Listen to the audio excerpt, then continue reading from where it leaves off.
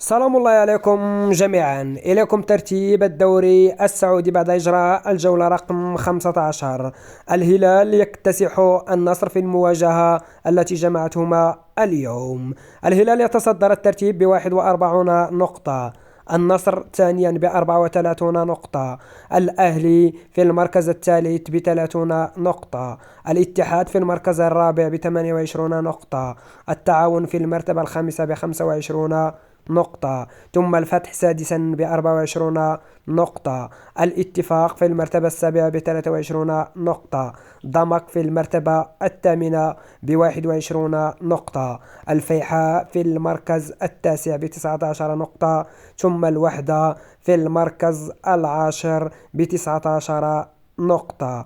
أما في المركز رقم 11 الشباب ب16 نقطة، الرياض في المركز رقم 12 ب16 نقطة، ثم الطائي في المركز 13 ب14 نقطة، الخليج في المركز الرابع عشر ب13 نقطة، ثم أبها في المركز رقم 15 ب13 نقطة، الأخدود في المركز 16 ب10 نقاط، ثم الرائد في المركز رقم 17 ب9 نقاط، ثم أخيرا الحزم في المرتبة الأخيرة ب8 نقاط.